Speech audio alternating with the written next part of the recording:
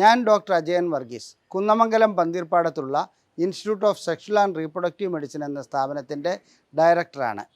പ്രഷറും ലൈംഗിക പ്രശ്നങ്ങളും എന്നുള്ള വിഷയത്തെക്കുറിച്ചാണ് ഇന്ന് ഞാൻ ചർച്ച ചെയ്യാൻ പോകുന്നത്. ആദ്യത്തെ ചോദ്യം, പ്രഷർ രോഗികൾക്ക് ലൈംഗിക ബന്ധത്തിൽ ഏർപ്പെടുവാൻ കഴിയുമോ? തീർച്ചയായും ഇതിൻ്റെ ഉത്തരം നൽകേണ്ടത് പ്രഷർ രോഗികൾക്ക് ലൈംഗിക ബന്ധത്തിൽ ഏർപ്പെടാൻ കഴിയുമോ എന്നുള്ളത് പ്രഷറിൻ്റെ അവസ്ഥ എങ്ങനെയുണ്ട് എന്നുള്ളതിനെക്കുറിച്ചാണ്. പ്രഷർ വളരെ അധികരിച്ച് നിൽക്കുകയാണെങ്കിൽ ലൈംഗിക ബന്ധത്തിൽ ഏർപ്പെടുകയാണെങ്കിൽ അത് ചിലപ്പോൾ അപകടം ക്ഷണിച്ചു വരുത്തിയേക്കാം. കാരണം വല്ല അനൂറിസവും ഉണ്ടെങ്കിൽ, അതായത് നമ്മുടെ രക്തക്കൊള്ളികളുടെ ഒരു ഭിത്തികളിൽ ഒരു ഭാഗത്തിന് അല്പം വീക്കാണെങ്കിൽ അത് ചിലപ്പോൾ പൊട്ടിപ്പോകാനുള്ള സാധ്യതയുണ്ട്.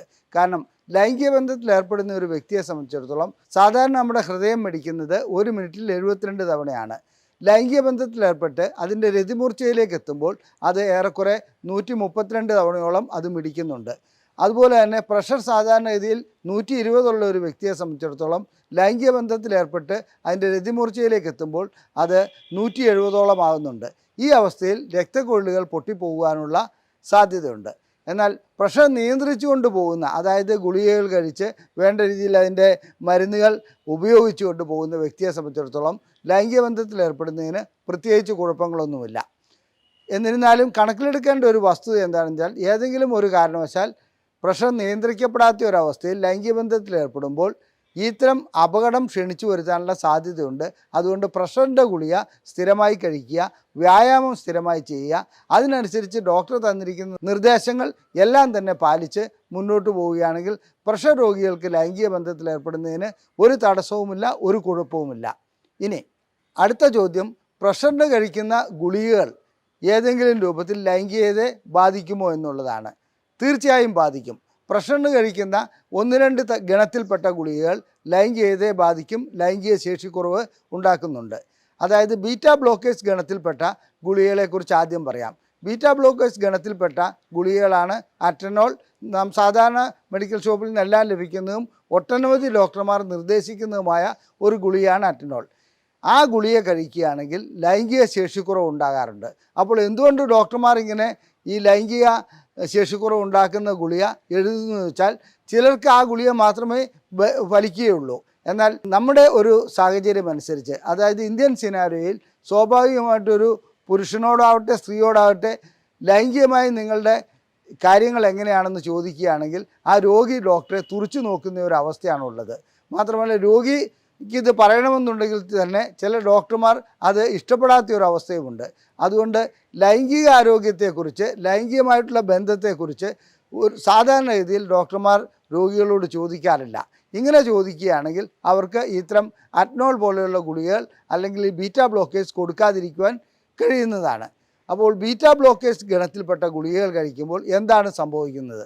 നമ്മുടെ കോർപ്പസ് കാവേർനസ്, ലിംഗത്തിനകത്തുള്ള രക്തക്കൊഴലുകളുടെ അല്ലെങ്കിൽ കോർപ്പസ് കാവേർനസത്തെ ചുരുക്കുകയാണ് ആ ഗുളികകൾ ചെയ്യുന്നത്.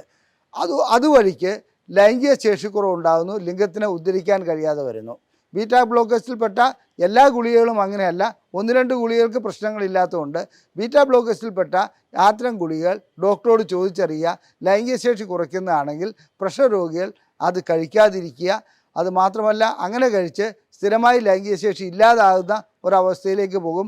അവർ ഈ ഗുളിക കഴിക്കുന്നതുകൊണ്ടാണ് ലൈംഗിക ശേഷി ഇല്ലാത്തതെന്ന് അവർ അറിയുക പോലുമില്ല.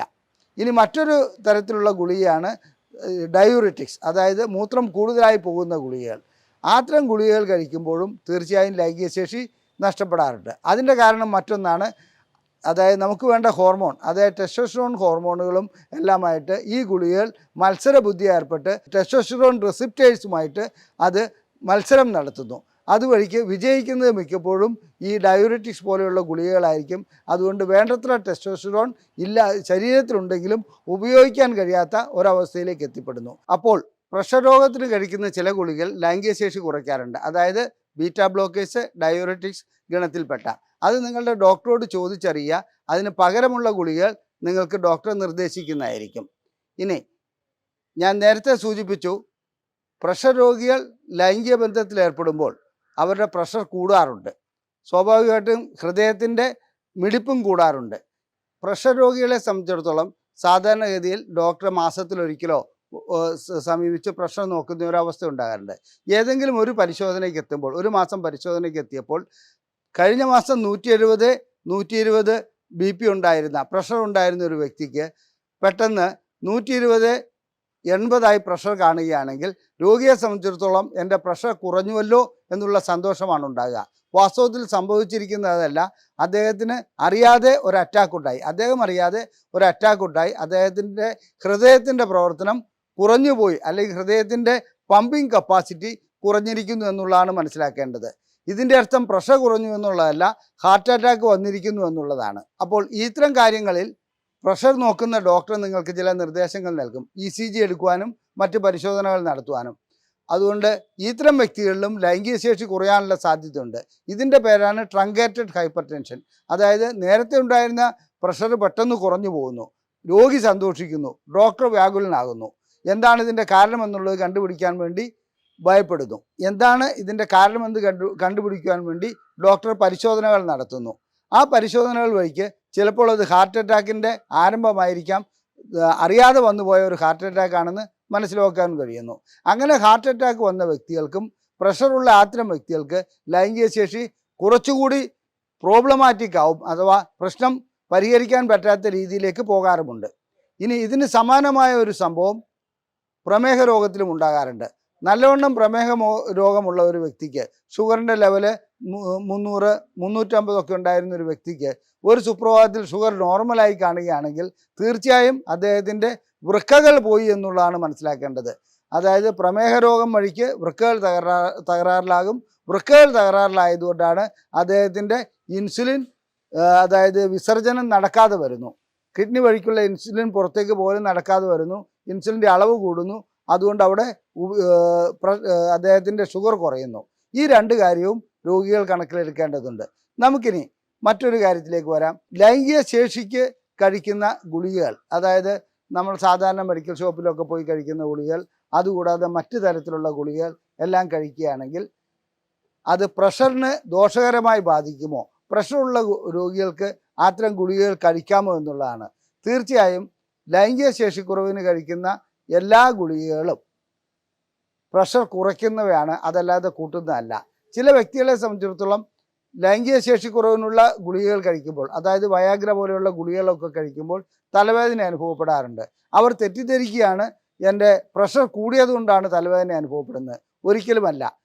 ഇത്തരം PD5 ഇൻഹിബിറ്റേഴ്സ് എന്ന ഗണത്തിൽപ്പെട്ട വയാഗ്ര, അതായത് സിഡ്നാഫിൽ, ടഡ്ലാഫിൽ, വെർഡിനാഫിൽ, ഇത്തരം ഗുളികകളെല്ലാം തന്നെ നമ്മുടെ ശരീരത്തിലെ പ്രഷർ കുറയ്ക്കുകയാണ് ചെയ്യുന്നത്. അതുകൊണ്ട് പ്രഷറുള്ള രോഗികളെ സംബന്ധിച്ചിടത്തോളം പ്രഷറിൻ്റെ ഗുളിക കഴിക്കുന്ന കൂട്ടത്തിൽ ഇത്തരം ഗുളികകൾ കഴിക്കുന്നതുകൊണ്ട് പ്രത്യേകിച്ച് കുഴപ്പമില്ല. എന്നിരുന്നാൽ പ്രഷർ അധികരിച്ച് കുറയുകയാണെങ്കിൽ, അത് രണ്ടിൻ്റെയും ഇഫക്റ്റ് വഴിക്ക് കുറയുകയാണെങ്കിൽ അത് ഡോക്ടറോട് പറയേണ്ട കാര്യമുണ്ട്. ആ രീതിയിൽ അതിനെ കണക്കിലെടുക്കേണ്ട കാര്യവുമുണ്ട്. ചുരുക്കത്തിൽ പ്രഷറുള്ള രോഗികളെ സംബന്ധിച്ചിടത്തോളം വളരെ ശ്രദ്ധാപൂർവം ലൈംഗിക രംഗത്ത് ഏർപ്പെടുകയാണെങ്കിൽ, അതായത് മരുന്നുകൾ കഴിച്ച് പ്രഷർ നിയന്ത്രിച്ച് ലൈംഗിക ബന്ധത്തിൽ ഏർപ്പെടുകയാണെങ്കിൽ യാതൊരു കുഴപ്പവും ഉണ്ടാകുകയില്ല. എന്നാൽ അവർക്ക് ലൈംഗിക ശേഷി കുറവുണ്ടെങ്കിൽ അതിനു വേണ്ടിയിട്ട്, അതായത് ഗുളികകൾ കഴിക്കുന്നുണ്ട് ഡോക്ടർ പരിശോധനയ്ക്ക് ശേഷം, അല്ലാണ്ട് ഏതെങ്കിലും ഗുളിക മെഡിക്കൽ ഷോപ്പിൽ നിന്ന് വാങ്ങി കഴിക്കുകയല്ല വേണ്ടത്. പ്രഷർ രോഗികൾ ലൈംഗിക ശേഷിക്കുറവിനുള്ള ഗുളികകൾ കഴിക്കുകയാണെങ്കിൽ ലൈംഗിക ശേഷിക്കുറവും പരിഹരിക്കപ്പെടും. അതുപോലെ തന്നെ അവരുടെ പ്രഷർ രോഗത്തിനും അത് ഗുണം ചെയ്യുകയുള്ളൂ. ഇനി മറ്റൊരു കാര്യം, പ്രഷറിന് കഴിക്കുന്ന ചില ഗുളികകൾ ലൈംഗിക ശേഷിക്കുറവ് ഉണ്ടാക്കുമെന്നുള്ള കാര്യം ഓർക്കേണ്ടതുണ്ട്. അത് ഞാൻ നേരത്തെ സൂചിപ്പിച്ചു. അത്തരം ഗുളികകൾ നിങ്ങളുടെ ഡോക്ടറുമായി ചർച്ച ചെയ്തതിന് ശേഷം മാത്രമേ കഴിക്കാവൂ. ലൈംഗികമായ പ്രശ്നങ്ങൾക്ക് ചികിത്സ നൽകുന്ന മലബാറിലെ ഏക സ്ഥാപനമാണ് ISRM. സ്ത്രീക്കാകട്ടെ പുരുഷനാകട്ടെ, ലൈംഗിക പ്രശ്നങ്ങൾ ഏതുമാകട്ടെ, ഞങ്ങൾ ചികിത്സ നൽകുന്നുണ്ട്. നിങ്ങളുടെ 3 സംശയങ്ങൾക്ക് വാട്സപ്പ് വഴി ഞങ്ങൾ സൗജന്യമായി മറുപടി നൽകുന്നുണ്ട്. ഇവിടെ കാണിച്ചിരിക്കുന്ന വാട്സപ്പ് നമ്പറിൽ മെസ്സേജ് വഴിക്കോ വോയിസ് മെയിൽ വഴിക്കോ നിങ്ങൾക്ക് സംശയങ്ങൾ ചോദിക്കാവുന്നതാണ്. ഈ വീഡിയോ നിങ്ങൾക്ക് ഇഷ്ടപ്പെട്ടുവെങ്കിൽ ഇത് ലൈക്ക് ചെയ്യുക, ഷെയർ ചെയ്യുക, ഞങ്ങളുടെ ചാനൽ സബ്സ്ക്രൈബ് ചെയ്യുക. നിങ്ങളുടെ സുഹൃത്തുക്കൾ ആരെങ്കിലും പ്രഷർ മൂലം കെടുതികൾ അനുഭവിക്കുന്നുണ്ടെങ്കിൽ അവർക്ക് ഈ വീഡിയോയുടെ ലിങ്ക് നിങ്ങൾ ദയവായി അയച്ചു കൊടുക്കുക. നന്ദി, നമസ്കാരം.